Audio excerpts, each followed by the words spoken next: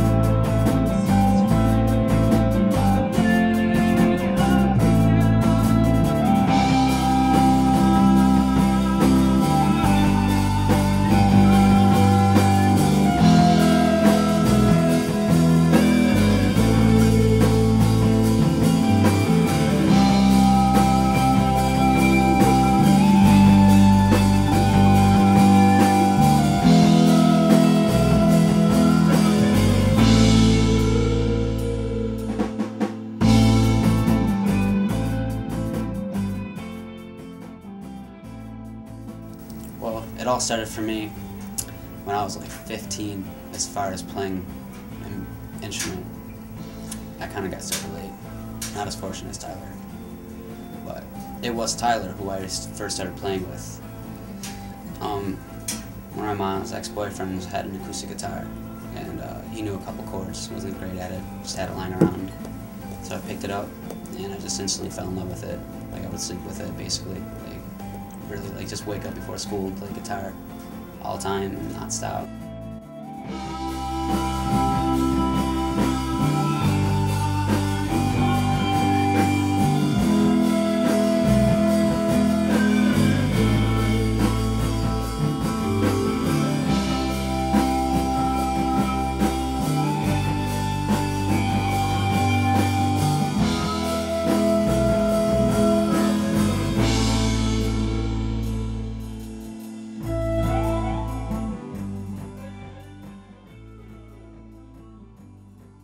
I somehow acquired a bass and tried learning it, never really thinking much, just playing it because they wanted me to, until like one day I just took some acid and I realized I was seeing it instead of hearing it so much, and then it just opened a door to new music, and I realized I loved playing it too.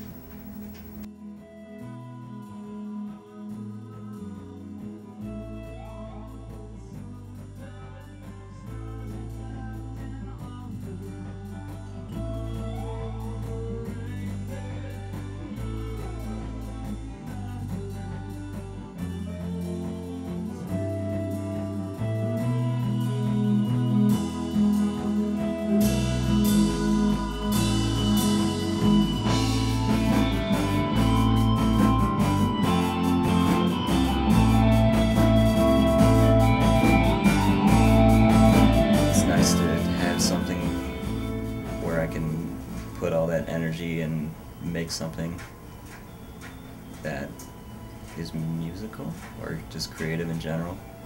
I always got to be doing something with my hands, so it's just sort of natural for me to play the drums, I guess.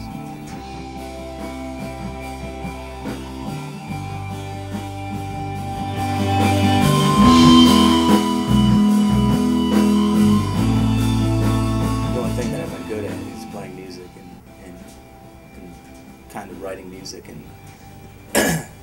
and I have always tried to push myself further and further and try and learn different things, like different instruments and different ways to play.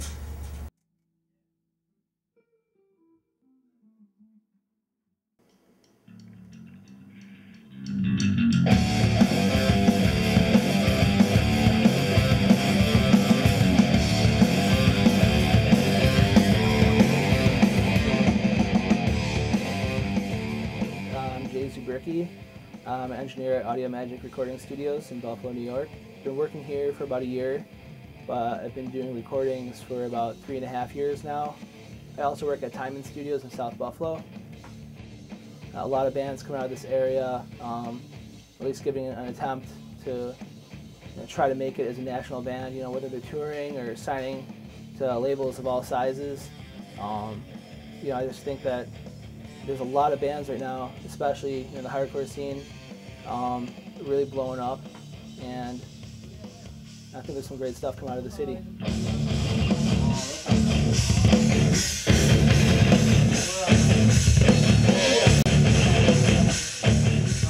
People think that since the band's from that city, they might not appreciate it as much, but I think that with a lot of more people going to shows now, the local scene is getting a lot more recognition.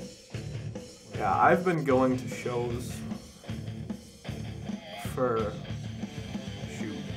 since I was in like the end of middle school. I think my first show was when the Misfits came. And it really wasn't even that cool because it was the new Misfits, and it wasn't that cool at all. But it was still the first show, and I really liked it. And I grew up listening to like punk music, and after a while that just wasn't doing it for me. So I started listening to hardcore, which is kind of like a branch of punk music underground. The use of the internet makes it really easy to find different hardcore bands and actually sample them. But then again, it's a double-edged sword. The internet hurts hardcore and it helps it. It helps it because you go on a message board, you find tons of different bands, a bunch of people congregating of like interests, and they're talking about different bands, and you hear a buzz, and then you can go over to their MySpace real quick, check it out. You could seriously stay on MySpace all day long and like just filter through like hundreds and hundreds of bands, and like if I was like I know there's A&R representatives who do go on MySpace who says it's a tool to find new talent, and that's awesome because that gives everybody a chance, and like hopefully like that also gives other people that aren't like looking to sign bands, just average people, might get friend requested by us, for example, and like, wow, I really like this music, I might turn them on to some different styles, and hopefully from there it snowballs and they start looking into more bands that are like, like have a nice touch, nice creative edge to them, and that's one way it could happen, but I think it's a good tool. I dig it. The music from these bands is a lot more accessible now due to Pure Volume and MySpace, the bands posting songs on their websites. It's a lot easier for somebody to go type in their MySpace address and hear 3 or 4 songs than it is to try to find a CD from a local band that might not be in stores and they're not sure yet if they want to buy a CD. So this way they get a sample, and then if they like the band, they're going to go out to the shows and buy merchandise, buy CDs.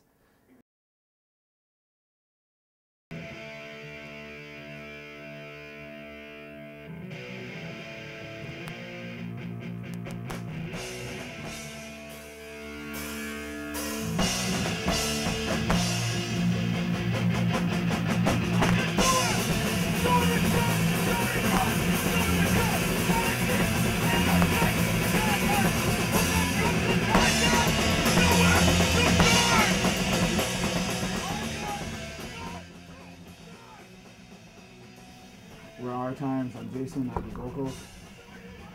I'm David, and I play guitar. My name is Kelly, I play the drums. My name is Ian, and I play bass guitar. We're a hardcore band. 99 Custer. It's a house that they do shows in the basement. And it's pretty much awesome. It's pretty much a punk house. Yes. But it's awesome because, I don't know, it's better than having it at some big show on a stage where you're far away from the band. It's more intimate. They're always all filled up. Yep. Packed from wall to wall. Plus you can do shows cheap there. Not have to pay tons of money to rent a venue. You go north up Main, up towards UB North, the North Heights or whatever. University Heights.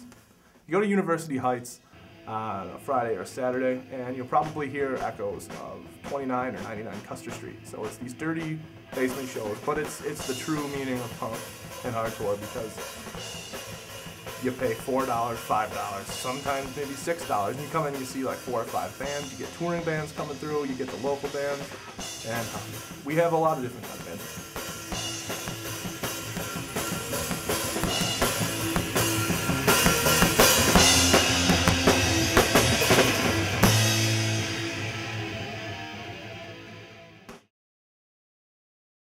Buffalo, New York is a dying city.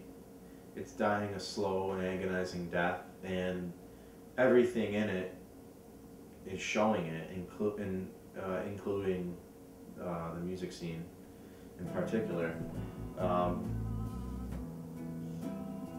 You know, people 10, 15 years ago, they would just you know, they would go to shows, you know, to because that was a thing to do.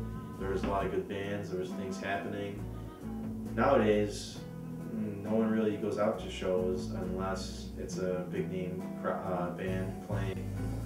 And due to who you know, rather than how good or talented you are nowadays, that is what is controlling whether you get noticed or not.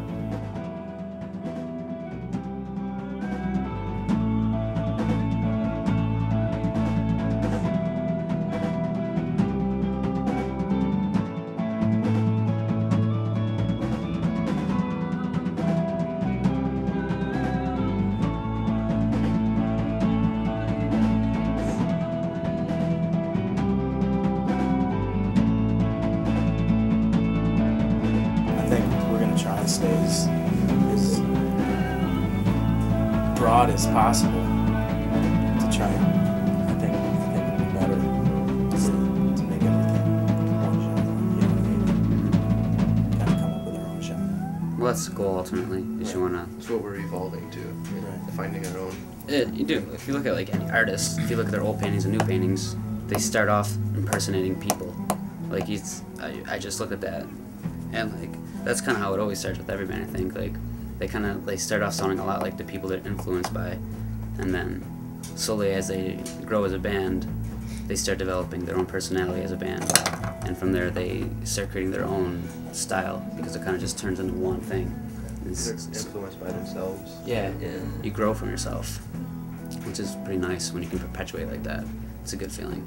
But it takes a lot of time and hard work to do that, and it takes a lot of like self-learning too. You have to like get better, not only like as a band but individually, because it's like, you know, everyone else in the band is getting better and learning more, and you're not. It's, you know, you're gonna become the weak link, and that's, you can't progress as a band. It's pretty interesting actually.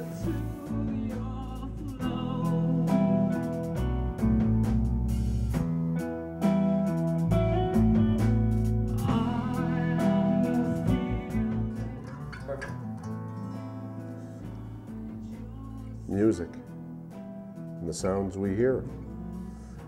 From the time I was a youngster, the first time I heard a sound of any music at all, it just captured me.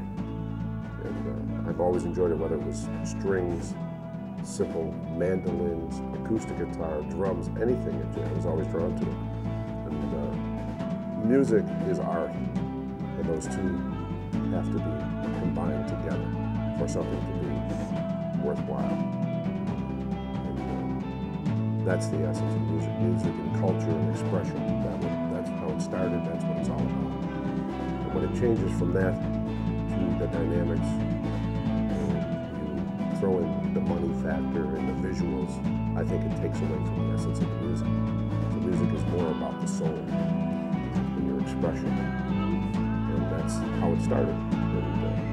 And through history, and cultures and people who play music, it came from within. It wasn't something that was manufactured somewhere else. It came from within, in the souls of these people, and that's why I love it. That's why when you hear a sound of music, whether it's a drum or a voice or a harmony, it just is something very special. A lot of people, maybe it's not special enough, but it's always been special to me, and it's a place I can always go, and it takes me somewhere different than where you are sometimes, but it's a beautiful thing. That's the essence of music, as far as I can tell.